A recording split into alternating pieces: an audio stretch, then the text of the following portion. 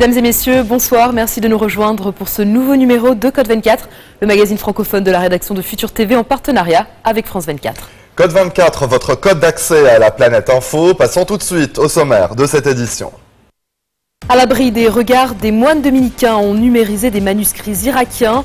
Quelques pièces rares qui ont pu échapper aux mains des djihadistes sont actuellement exposées à Paris. Nous irons au Népal où 4 millions d'écoliers ont été affectés par le séisme du 25 avril. Si les écoles commencent à rouvrir, les enfants, eux, restent traumatisés. Coup de projecteur sur ces boulangers qui perpétuent la tradition du pain français. Baguette ou pain au levain, à chacun sa préférence. Nous irons également en Jordanie où les nouvelles technologies de prothèses redonnent de l'espoir aux mutilés de la guerre en Syrie. Rencontre avec Abu Azrael, milicien chiite aux allures de Rambo. Dans l'armée irakienne et sur les réseaux sociaux, c'est une icône. Il fait reculer les djihadistes de l'organisation de l'État islamique en Irak. Dans notre rubrique mode ce soir, présentation des collections croisières, un rendez-vous incontournable, un enjeu économique majeur pour les grandes maisons de luxe. Le sang continue de couler au Darfour, à l'ouest du Soudan, provoquant la fuite de milliers de civils. Une équipe de France 24 est parvenue à se rendre au cœur du territoire rebelle des Monts Mara. Si vous êtes de passage à Paris cet été, faites un détour par les archives nationales pour y voir l'exposition Mésopotamie, carrefour des cultures. Elle regroupe des manuscrits irakiens, quelques pièces très rares en syriaque, araméen, arabe, dont beaucoup ont été collectées par les moines dominicains. Comme le père Najib Michael, moine dominicain du couvent de Mossoul, sa ville natale désormais contrôlée par le groupe État islamique. C'est au péril de sa vie qu'il a contribué à sauvegarder la mémoire de l'humanité. Depuis plusieurs années, il numérise des manuscrits irakiens. L'été dernier, le père Najib en exfiltre plus de 800 en catastrophe, alors que le I s'empare de la ville de Mossoul, des pièces uniques qui ont pu échapper aux mains destructrices des djihadistes. Voici son témoignage. Le sujet est signé Alexandra Renard, Julie Dungeloff, Ben Barnier. À 200 km au nord de Damas, Palmyre. Aujourd'hui, la cité antique est sous contrôle de l'organisation de l'État islamique. Intact, le groupe dit ne pas détruire les sites archéologiques, mais les représentations d'idolâtrie divine pré-islamique. Effigies, mausolées les abritant, symboles chrétiens, statues de divinité. Le 26 février 2015, le monde découvrait avec effroi ces images. Des antiquités millénaires du musée de Mossoul, anéanties par l'organisation. En réalité, la plupart de ces œuvres étaient des répliques en plâtre. Mais pas toutes. Ce dieu de Rosanne et ce taureau ailé datant du 7e siècle avant Jésus-Christ ne sont plus que poussière. Un crève-cœur pour ce moine dominicain natif de Mossoul. Quand je l'ai vu vraiment en train d'être détruit, complètement démoli, j'ai senti qu'il y avait du sang qui sortait de ses veines. Le taureau assyrien de 3000 ans n'est plus, mais grâce à ce prêtre irakien entré en résistance, il est immortel. Le frère Najib a lancé une vaste entreprise de sauvegarde. À l'abri des regards, il a numérisé depuis 1990 ce que l'humanité a de plus cher, son histoire. Objets antiques, manuscrits du XIIe au XIXe siècle et plus de 10 000 photos ethnographiques, dont la première date de 1856. Najib a clandestinement créé un commando de protection du patrimoine de l'humanité avec des jeunes universitaires irakiens. Je l'appelle l'opération anti-Daesh. Anti-Daesh, c'est-à-dire faire ce que Daesh veut détruire, nous allons le protéger. Et pour cela, la fuite fut rocambolesque. L'été dernier, le groupe État islamique s'empare de la ville de Mossoul, provoquant un exode massif de la communauté chrétienne vers les villes environnantes. Pris dans cette progression des djihadistes vers le Kurdistan irakien, le père Najib, retranché à quelques kilomètres, exfiltre le 5 août, en catastrophe, 809 manuscrits sous les tirs des djihadistes. Ma propre voiture, je l'ai remplie, mais quand j'ai vu les gens en train de courir, beaucoup d'entre eux les pieds nus, des enfants, des femmes, des vieillards. Donc j'ai mis des personnes, des gens sur nos manuscrits. Sur ces étagères de ce lieu tenu secret se côtoient désormais 8 siècles de témoignages rares de l'histoire et de la culture de la région. 3500 ouvrages exceptionnels, transférés à chaque grande menace par des générations de dominicains, bien souvent au péril de leur vie. nos manuscrits et nos archives, ce sont des vrais nomades. On les a emportés sur le dos des chameaux, hein, ou quelquefois sur le dos des ânes, etc., avec les caravanes. Donc ils ont une histoire qui est imprégnée dans ces pages. C'est un trésor. Contempler et transmettre ce qu'on a contemplé, c'est la devise des dominicains. Ses prédécesseurs copiaient à la main, ce moine le fait sur des disques durs. Tout ce qui est écrit, qu'il soit chrétien ou non chrétien, des livres scientifiques, des livres astrologiques, sur la médecine, etc., on numérise tout. Même un bout de papier, tout petit, on lui donne un numéro et on le numérise pour qu'il devienne immortel. Sur les 8000 manuscrits originaux qu'il a pu numériser en un quart de siècle, la moitié a été détruite par Daesh. Mais dans le même temps, aux Archives nationales de Paris, 7 d'entre eux reprenaient déjà vie sous la forme de facsimilés. Ça fait 25 ans que je travaille dans la numérisation, dans l'ombre. Et voilà, aujourd'hui, aux Archives nationales, tout est exposé devant la lumière pour qu'il soit connu et su et visité également. Aujourd'hui, il faut parler de l'humain avant de parler des religions. Et très souvent, c'est la culture qui devient le carrefour des êtres humains pour partager et vivre ensemble la différence.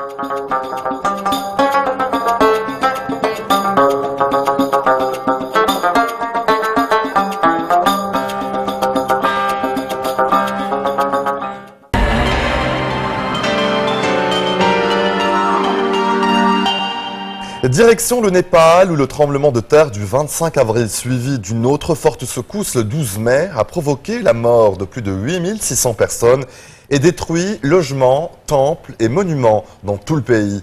Selon les derniers chiffres publiés par l'UNICEF, plus de 4 millions d'enfants ont été affectés. Parmi eux, 1 million n'ont plus du tout accès à l'école.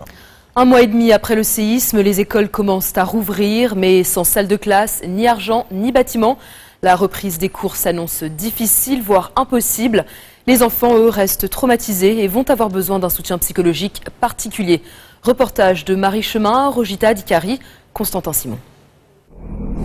À 80 km de Katmandou, Chotara, l'une des villes les plus touchées par le séisme. Depuis un mois, Bidou Racharia est un professeur sans élèves et sans école, qui erre dans les ruines de sa vie passée. Cette école est la plus vieille de tout le district. Elle a été construite il y a 68 ans. Il y avait 1400 écoliers ici, et le tremblement de terre a tout pris. Regardez, c'est tout ce qu'il reste. Entourée de décombres, l'ancienne cour de son école est devenue le refuge des habitants du quartier. Allez les enfants, cherchez tout ce qui peut être sauvé. Tous les jours, comme par habitude, ces enfants désœuvrés reviennent ici. Ces enfants étaient mes élèves. Ils me demandent tous les jours quand va reprendre l'école. Et moi je leur dis que ce sera très bientôt, que l'école reprendra dès qu'il n'y aura plus de répliques. Le professeur voudrait garder espoir, mais la tâche est immense. La quasi-totalité des 500 écoles de la région est détruite. Le gouvernement a déjà repoussé 2 fois la rentrée des classes. En tout, près d'1 million d'enfants sont privés d'école au Népal. À l'autre bout de la ville, le camp de Tudukal qui abrite une centaine de tentes.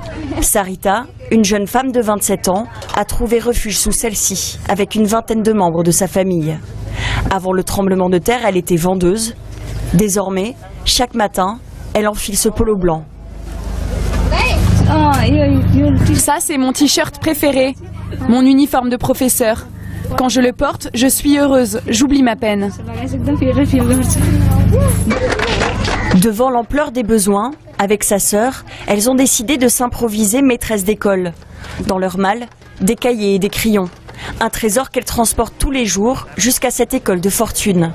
La cloche ne sonne plus, mais dès 10 heures, des vingtaines d'enfants se pressent pour la classe. Au début, il n'y avait que quelques enfants. Aujourd'hui, ils sont plus d'une centaine. C'est de plus en plus dur à gérer. Continuer l'apprentissage de la lecture et de l'écriture pour les plus petits, pour les plus grands. Essayer de poursuivre le programme scolaire laissé il y a plusieurs semaines. Pendant quelques heures, chaque jour, Sarita offre un semblant de vie normale à ses enfants. La règle, c'est qu'on ne parle pas du tremblement de terre. On ne leur demande pas quelle est la situation de leurs parents. On veut qu'ils aillent de l'avant, qu'ils retrouvent une vie normale. Mais pour certains, il est impossible d'oublier. Ça, c'est ma maison avant et ça, c'est ma maison après. Des sourires d'enfants qui peinent à cacher le traumatisme de la catastrophe. Au cœur de Katmandou, un autre camp de réfugiés. Un mois après, il abrite toujours des milliers de sinistrés. Cette tente de l'UNICEF accueille tous les jours de nouveaux enfants. Et ici, ce sont des psychologues qui les prennent en charge. Comment tu t'appelles? Parle-moi. Viens en face de moi. Regarde-moi. Allez, allez. Dis-moi ton prénom. Dis-moi, petit. Cet enfant est incapable de communiquer. Ce qu'on fait dans cette situation, c'est qu'on l'écarte du groupe et on essaie de le rassurer pour le faire parler. Là, il ne veut pas, donc on essaye plusieurs techniques pour comprendre ce qui ne va pas. Dans un pays où toutes les forces vives organisent leur survie au quotidien, ces enfants sont parfois oubliés. Si nous ne prenons pas en charge au plus vite les enfants traumatisés par le tremblement de terre, ils auront de graves séquelles psychiques et mentales qui risquent de les affecter pendant des années encore. Un mois après le séisme, seuls 15% de l'aide d'urgence demandée par l'ONU a été versée. Devant l'ampleur du désastre, l'éducation ne paraît pas être une priorité. Et pourtant, cette génération du séisme est essentielle à la reconstruction du pays. Vous regardez Futur TV, on se retrouve dans quelques instants. À tout de suite.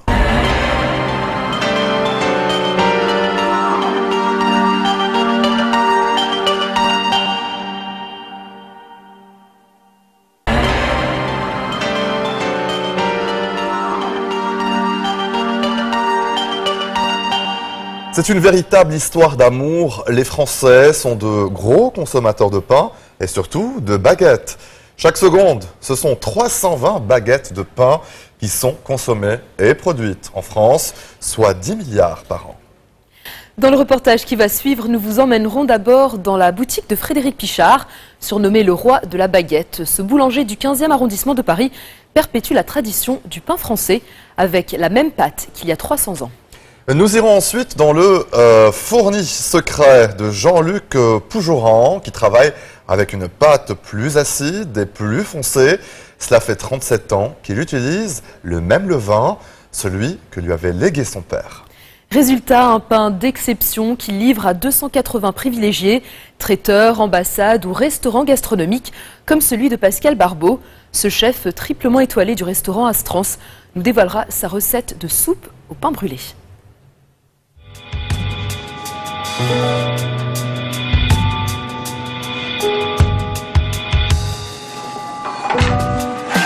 En France, on a le pain au bout de la langue.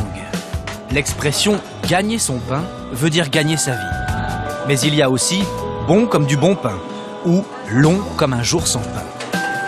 Le meilleur symbole en est la baguette. Chaque Français en dévore 3 entières par semaine. L'un des rois de la baguette à Paris, c'est Frédéric Pichard.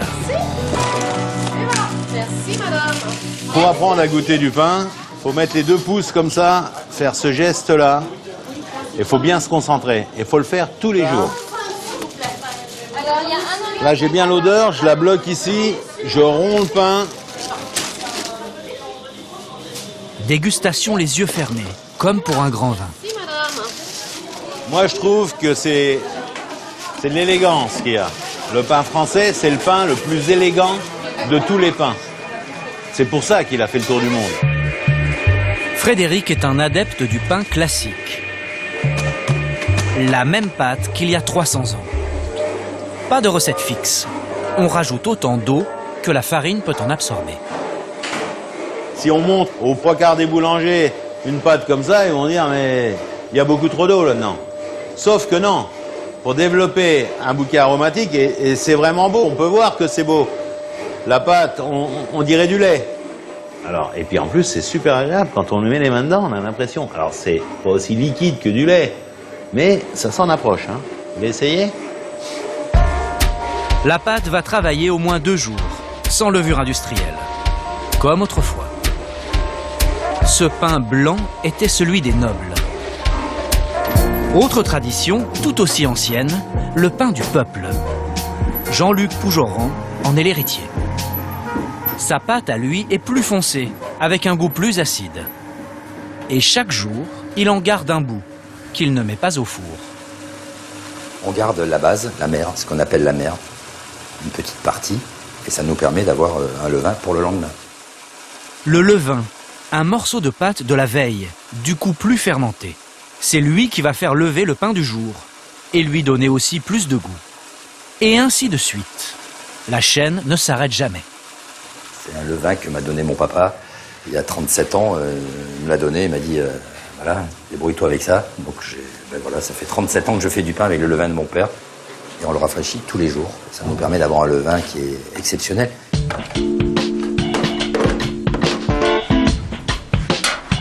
Avant de mettre au four, une entaille. C'est à la fois une signature et une soupape pour la cuisson. 75 minutes plus tard, voici la fournée, avec cette forme ovale. Chez nous, dans le sud-ouest, c'est un peu le ballon de rugby, quoi. Ça ressemble, c'est vraiment le ballon qu'on se donne.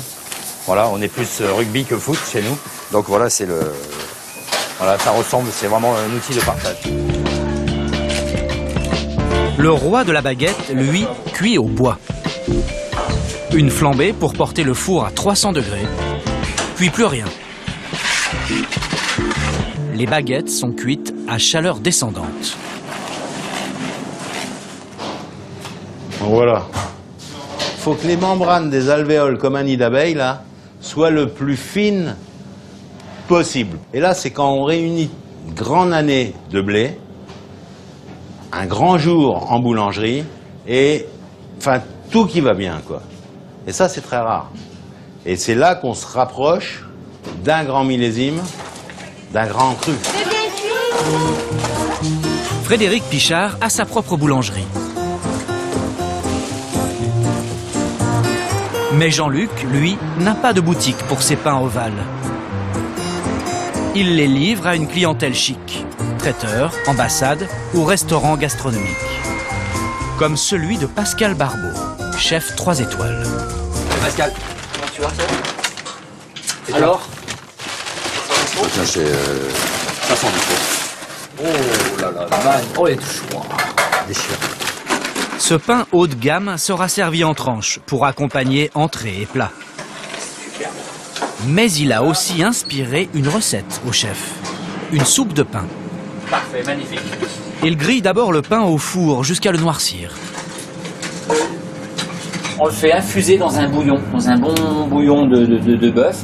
On ajoute quelques copeaux de lard fumé grillé, toujours sur ces notes de grillé. Un petit peu de fleur de sel. Ensuite de la moutarde. Et pour renforcer un petit peu ce côté acidulé et ce côté aigre, le secret, c'est 2 petits cornichons. Très souvent, dans des recettes, on va trouver le pain donc dans une farce, qui va jouer le rôle du liant, le pain va jouer le rôle de l'éponge. Mais dans cette recette, le pain est l'ingrédient principal. Donc apporte le goût, la texture, la mâche, la longueur en bouche, la fraîcheur. Chin, hein? Chin, hein? Au partage et amitié. Exactement.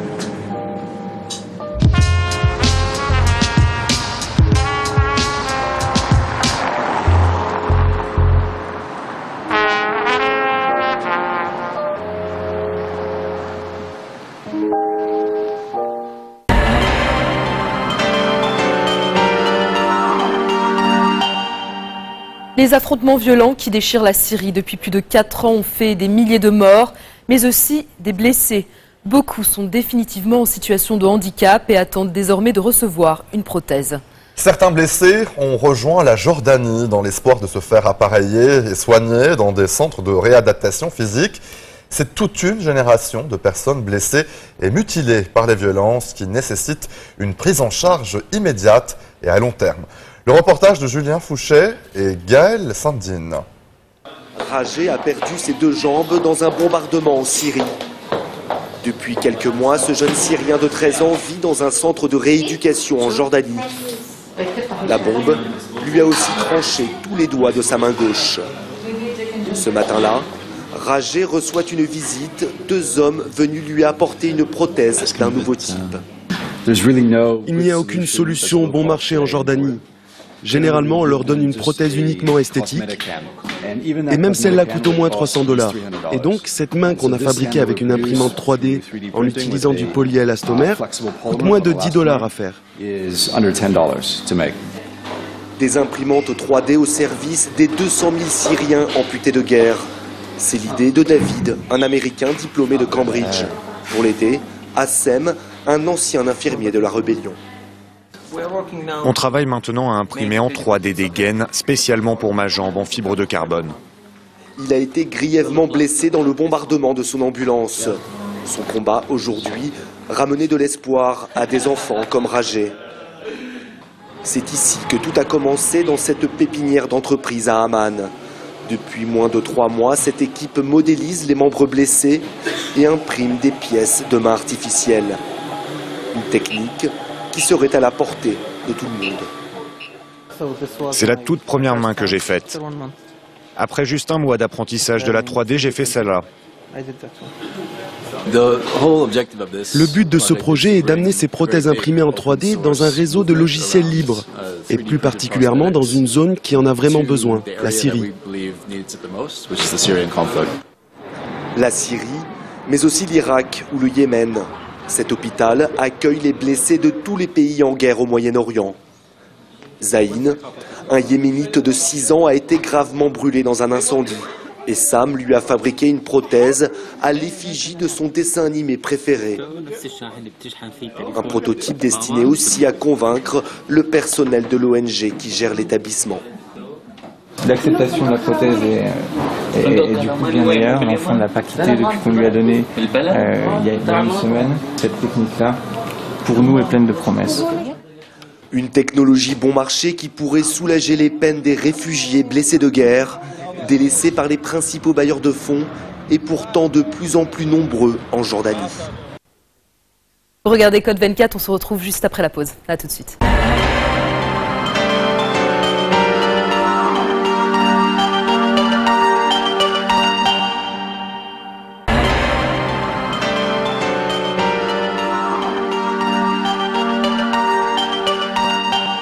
En Irak, la contre-offensive pour reprendre la ville de Ramadi est lancée. À la mi-mai, l'organisation de l'État islamique a conquis la capitale d'Al-Anbar, la plus grande province irakienne à l'ouest du pays, frontalière notamment avec la Syrie. Une défaite de l'armée irakienne qualifiée même de débâcle. Les États-Unis ont d'ailleurs pointé du doigt l'inefficacité des soldats irakiens. Le moral des troupes est au plus bas et Bagdad a accepté que les milices chiites viennent en renfort. Dans les rangs de ces milices, un nouveau héros qu'on surnomme le Rambo irakien. Un combattant qui s'est rendu célèbre en postant photos et vidéos sur les réseaux sociaux. Son nom, Abu Azrael, littéralement le père de l'ange de la mort en arabe. Il est celui qui va remonter le moral des troupes sur le front avec ce slogan « Vous réduire en poussière ». C'est sa promesse à l'adresse des djihadistes. Son portrait est signé Julien Fouché. Quand Abu Azrael sort de sa voiture, il suffit de quelques secondes et c'est l'attroupement.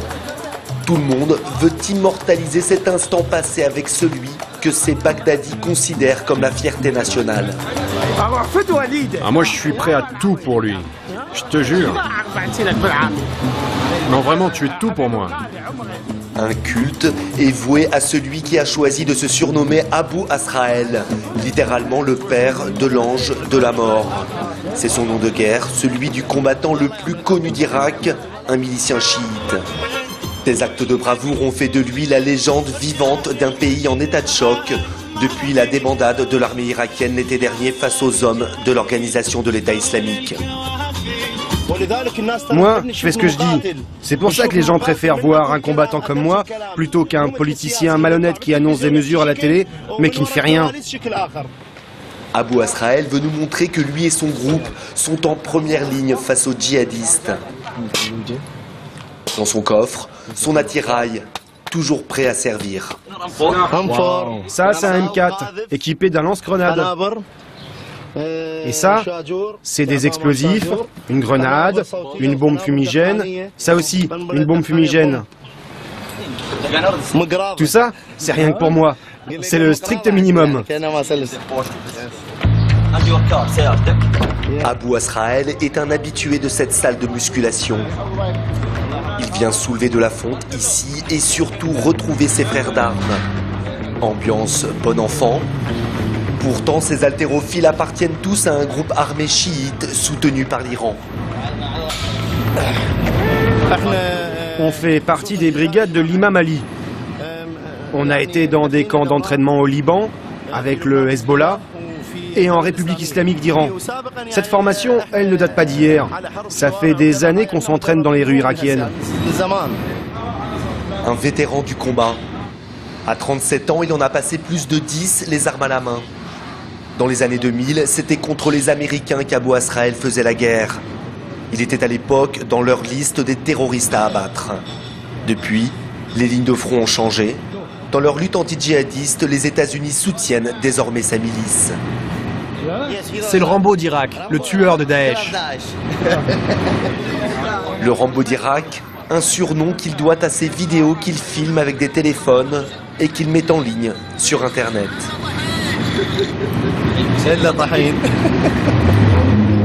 Il la tahine, vous réduire en poussière. Un cri de guerre contre les djihadistes qu'il a prononcé pour la première fois en mars dernier.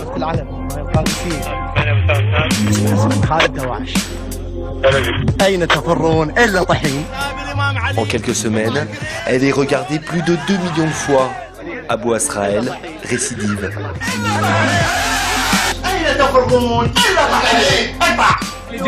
Son slogan est repris par tout un peuple.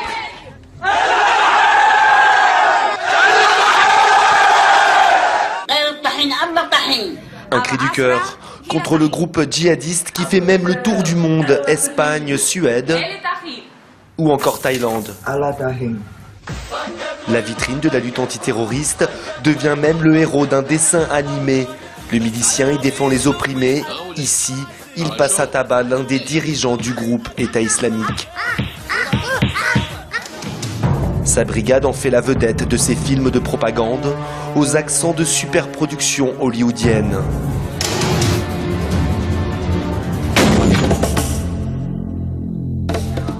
Ce matin-là, nous accompagnons Abou Azrael harnaché qui part au front. Des grenades, un fusil mitrailleur, mais surtout ces 2 smartphones dernier cri qu'il dégaine à tout moment pour atteindre ses fans, même sur les champs de bataille. Là, on va vers la ligne de front. Et les gars, ne croyez pas qu'on vient ici pour faire des vidéos souvenirs. Regardez au loin, la fumée qui sort de la raffinerie. Vous voyez là? C'est le drapeau de Daesh. Des vidéos qu'il poste immédiatement sur Internet pour lutter contre la propagande djihadiste. Je suis en train de suivre mon Facebook. C'est la page officielle d'Abou Azrael. J'ai 221 000 personnes qui me suivent. On est là pour filmer, pour envoyer un message à l'ennemi. Eux, ils sont là pour tuer et massacrer.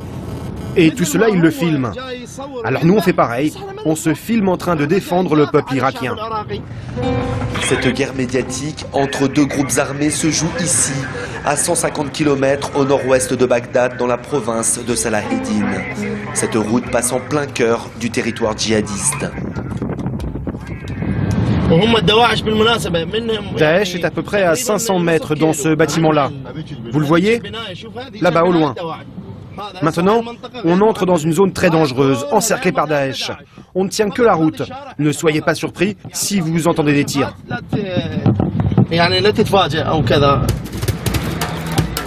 Le combattant a un rendez-vous avec des gradés de l'armée régulière. Ils ont fait appel à lui pour sécuriser la raffinerie de Baïdji, la plus importante du pays. Une mission impossible à remplir selon les officiers sans l'appui des groupes armés chiites. L'arrivée du Rambo irakien ne passe pas inaperçue. Les soldats quittent leur poste de combat pour un festival de photos et de selfies. Daesh, il suffit qu'ils entendent le nom d'Abou Azrael, ils s'enfuient tous en courant. Faire venir le milicien, c'est surtout l'espoir pour ces gradés de remobiliser leurs troupes en pleine débâcle. Le moral est à zéro, l'armée vient de perdre Ramadi, la capitale de la plus grande province du pays. Il est une personnalité clé pour remonter le moral de nos troupes. Au beau milieu de la visite, des échanges de coups de feu.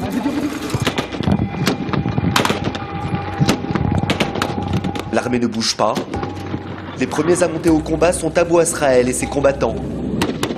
Les djihadistes de l'organisation de l'État islamique tenteraient de s'infiltrer. Ils seraient juste de l'autre côté de cette butte de sable. Les soldats suivent pour imiter leur héros ou le filmer. L'ennemi est invisible, retranché dans ses maisons juste en face. Les mitrailleuses des blindés entrent en action. Les tirs s'arrêtent. Abou Azrael préfère que nous quittions les lieux. Depuis un an, l'organisation de l'État islamique a perdu un tiers de territoire, le plus souvent grâce à ses guerriers chiites. Dans les zones libérées, les ONG parlent désormais de crimes de guerre. Direction Tikrit, le symbole des victoires des milices d'Abou Azrael. Cette bataille meurtrière au mois de mars dernier a laissé derrière elle des milliers de morts et une ville fantôme. Les 200 000 habitants, à majorité sunnite, ont fui ce qui était l'une des cités les plus prospères du pays. Impossible de revenir chez eux sans un laissez-passer des nouveaux maîtres des lieux, les milices chiites. Pour passer les multiples postes de contrôle, un milicien nous accompagne. Mahmoud, 19 ans, un étudiant en histoire qui a troqué ses livres contre une Kalachnikov. Et personne n'est revenu ici? Pas à Tikrit. Vraiment personne? Personne n'est revenu à Tikrit. Enfin si, il y a une vieille dame qui est restée chez elle dans sa maison. Au beau milieu du chaos, derrière cette porte, l'unique habitante de Tikrit, une personne âgée seule qui a connu le règne de l'organisation de l'État islamique, puis l'arrivée des combattants chiites. Qu'est-ce que tu veux? Où est-ce qu'ils sont, ceux de Daesh? Laissez-moi tranquille, il fait chaud. Est-ce que ces islamistes vous ont rendu visite? Ils sont venus vous voir, oui ou non? Non, non. Des libérateurs aux questions pressantes et qu'elle refuse de laisser rentrer chez elle. Je le jure, ils sont partis d'ici. Pendaison à des coins de rue, exécution sommaire en plein jour. Amnesty International a recueilli de nombreux témoignages de représailles des milices contre la population de Tikrit, comme dans d'autres régions à majorité sunnite. Des accusations rejetées en bloc par les miliciens. Quand on a repris la ville, on a tué beaucoup de combattants de Daesh. C'était une bataille féroce. Peut-être qu'il y a eu d'autres victimes, 1 ou 2 personnes pendant les combats. Tu sais comment ça se passe. Ces groupes armés sont financés par l'Iran, mais aussi par l'État irakien et les États-Unis. Une force reconnue de 120 000 hommes qui attire de plus en plus de nouvelles recrues. Et parfois même des adolescents comme lui, Mustapha, à peine 16 ans. Depuis longtemps, je voulais être sniper. Quand il y avait des fêtes, il y avait toujours un fusil à côté. Et quand j'ai fait l'entraînement, eh bien, j'ai réussi tous les tests. Mais jouer aujourd'hui, ce sont les armes. Mais il n'est pas un peu jeune pour faire la guerre? C'est lui qui veut ça. Quand il est venu, on lui a dit qu'il fallait qu'il soit sûr parce qu'il allait sûrement mourir. Il nous a dit, moi je suis venu pour faire la guerre avec vous, je suis sûr de moi et je suis prêt à mourir. Une chair à canon aux avant-postes devant les 200 000 soldats de l'armée irakienne. Les miliciens sont le plus souvent envoyés en première ligne dans les combats.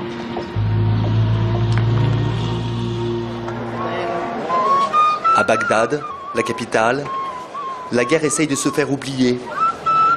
Même si les murs anti-bombes, les postes de contrôle rappellent à chaque coin de rue qu'elle est bien là, pas très loin. Les Bagdadis n'hésitent pas à braver les attentats, à faire leur marché comme si de rien n'était. Avec le sentiment d'être protégés par un nouveau héros, Abou Azrael. Entrez, entrez. Notre combattant nous reçoit exceptionnellement chez lui, en famille. C'est toute ma famille, mes enfants et mes grenades. Je leur ai enseigné à les dégoupiller au cas où Daesh vient. Un dernier repas dans le salon familial. avant de partir au front. Dans cet intérieur modeste, la seule décoration, ce sont ses livres religieux et ce portrait de l'ayatollah Khomeini.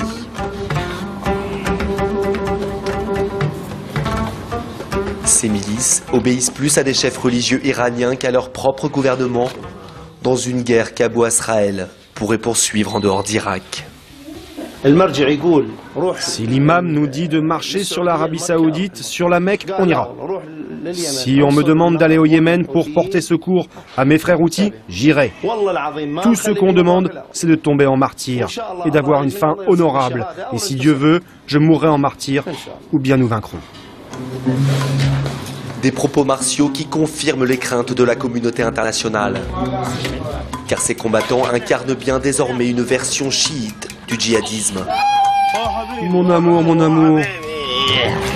Le père de famille doit repartir au front. Comme combattant ou simple booster de morale des troupes, l'histoire ne le dit pas. Et pour combien de temps? Impossible à dire dans un pays en guerre depuis 12 ans. Les Bagdadis semblent condamnés à côtoyer encore longtemps des blindés armés dans les rues de leur ville. Restez des nôtres, on se retrouve dans quelques instants. À tout de suite.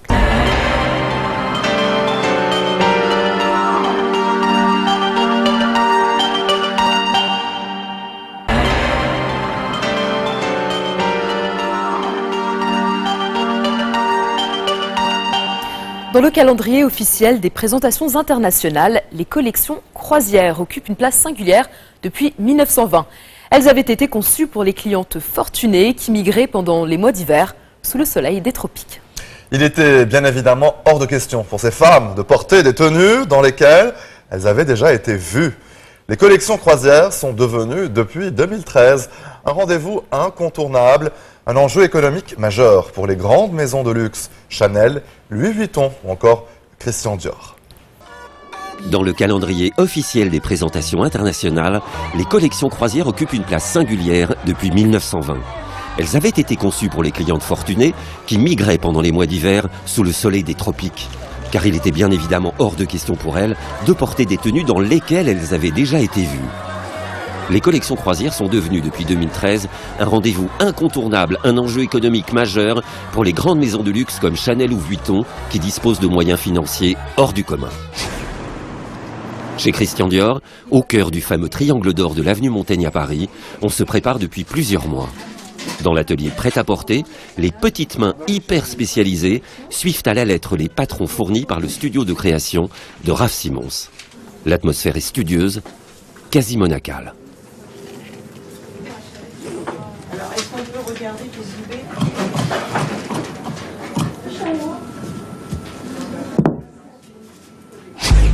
Les collections croisières ont une vie beaucoup plus longue que les autres collections, car elles sont disponibles de mai à novembre.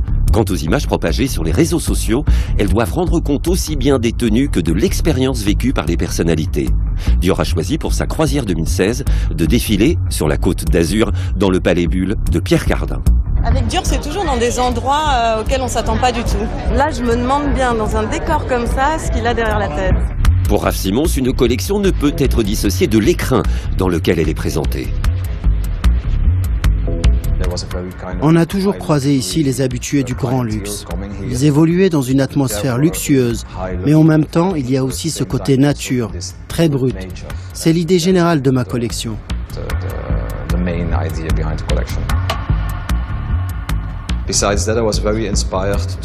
J'ai vraiment réfléchi sur comment j'allais pouvoir évoquer dans mes créations le paysage, la mer, le ciel, partant du principe que ces éléments étaient très importants pour Christian Dior et pour moi aussi d'ailleurs. Nous avons travaillé des abstractions en relation avec l'architecture d'une toute nouvelle façon. Déclinaison du concept des maisons bulles des années 60, le Palais Bulle, avec ses formes rondes et sphériques, n'est pas sans rappeler le corps féminin, cher à Raf Simons. Collection après collection, il pousse son travail d'architecte quelque part dans ses créations. Et là, il y a des choses magnifiques, il y a des robes qui font penser à l'art cinétique, c'est magnifique. Certaines silhouettes se réclament également des tenues de travail des artistes installés dans le sud de la France. suis très flatté que la Maison Dior soit de retour chez Pierre Cardin, alors que moi j'étais le premier chez Dior. C'était en 1946. Pierre Cardin a travaillé 3 ans aux côtés de Christian Dior. Architecture toujours, avec la croisière Chanel présentée à Séoul, au sein du Dongdaemun, bâtiment néo-futuriste signé Zaha Hadid. La collection est, elle, appétissante. C'est comme un bonbon acidulé parfois, c'est très coloré, c'est comme les lumières qui nous entourent là, de toutes les couleurs, et en même temps ça reste Chanel. Donc c'est vraiment extraordinaire. Séoul, une destination shopping méconnue des Européens, mais qui attire aujourd'hui une grande partie de la clientèle asiatique. Chanel compte 9 boutiques en Corée du Sud. Je pense que l'idée de la modernité, par exemple ce soir, c'est d'arriver à réinterpréter quelque chose qui est ancré dans une culture extrêmement moderne, tout ce qui est un peu voilà, la culture pop coréenne, la K-pop. Le boys band sud-coréen Big Bang, star de la K-pop, était au premier rang. C'était vraiment fantastique. Les modèles s'inspirent du costume traditionnel, le hanbok. Et ils sont vraiment superbes. Les tenues étaient funky, la musique créait une super ambiance. J'ai vraiment adoré ce défilé. Nous sommes coréens et le costume traditionnel nous inspire aussi. Alors découvrir que Karl, à Paris, s'est également inspiré de la Corée, je trouve cela drôle et j'en suis très heureux. Karl Lagerfeld adore les voyages, les grands écarts, moderniser les traditions et s'inspirer des cultures des pays dans lesquels il présente ses collections. J'ai toujours adoré l'idée de ce que portent traditionnellement les Coréens. Un de mes bras droits chez Chanel est une Coréenne qui s'est occupée de tout. Elle a beaucoup d'amis coréens. Toutes les stars de la pop sont venues nous voir. J'aime les racines coréennes, mais elles doivent être adaptées au monde d'aujourd'hui et à ce que je peux proposer comme mode pour la maison Chanel et pour le monde entier. Comme une version moderne de la scène artistique pop coréenne, interprétée par les Coréens eux-mêmes. C'est une collection coréenne inspirée par le passé des traditions coréennes, interprétée d'une façon moderne que je n'ai jamais vue. Les fibres de certains patchwork sont tissées à partir de lin coréen spécialement choisi par Kim Yong-song, la responsable tissu de la maison Chanel depuis 25 ans. Il est parvenu à condenser 5000 ans de culture coréenne en juste 7 minutes et demie. Il s'est arrangé pour le faire. Comment? Je n'en ai aucune idée. Architecture encore, avec la croisière Louis Vuitton. Nicolas Ghesquière a choisi la maison de l'acteur Bob Hope à Palm Springs, en Californie. Une bâtisse spectaculaire à vendre pour 25 millions de dollars. Et la collection? Encore un grand écart, mais cette fois entre le gothique et le solaire. Ces collections croisières ne seront portées que par quelques-unes, mais c'est la création de mode dans son ensemble qui profitera de ces multiples retombées.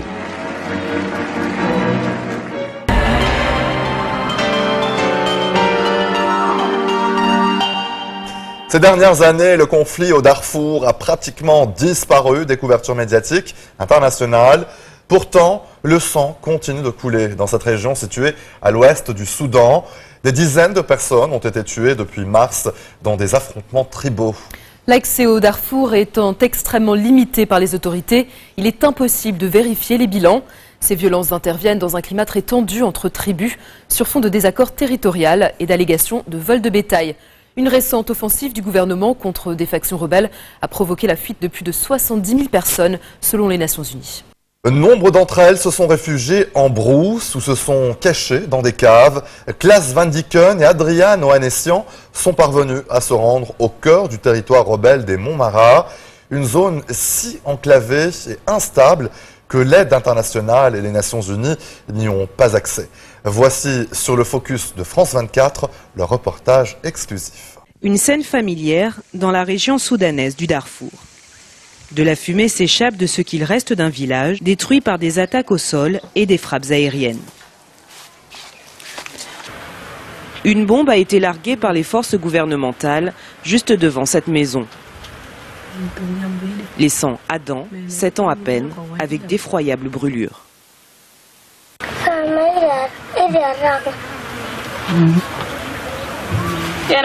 Il a atterri sur la tête et les mains, face au sol. Il a été intelligent, il s'est réfugié dans la maison, son t-shirt en feu. La porte était défoncée par l'explosion. Il hurlait, mais il a réussi à retirer ses vêtements en toute vitesse avant d'être secouru par des gens qui ont entendu ses cris. Moi, je n'étais pas à la maison.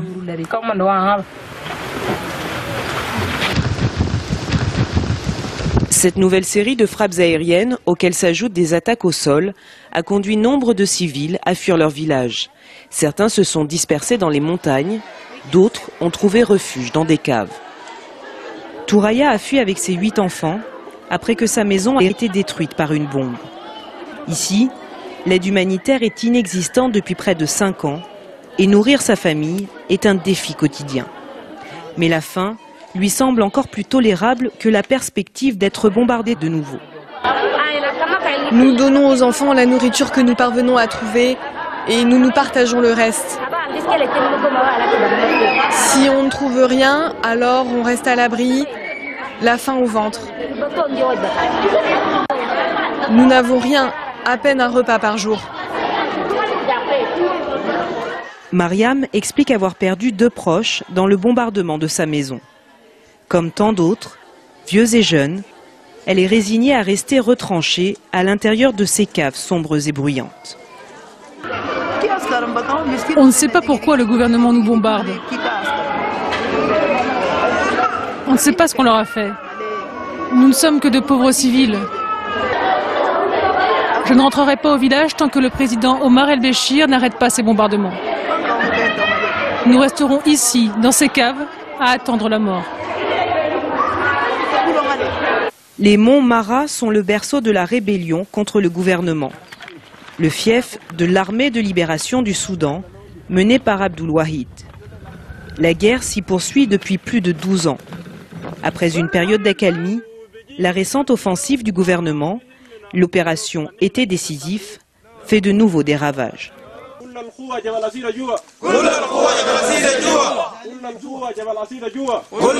Des chants pour remonter le moral des troupes.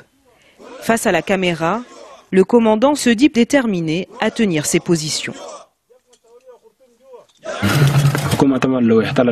Si le gouvernement parvient à occuper ces terres, il exterminera nos proches.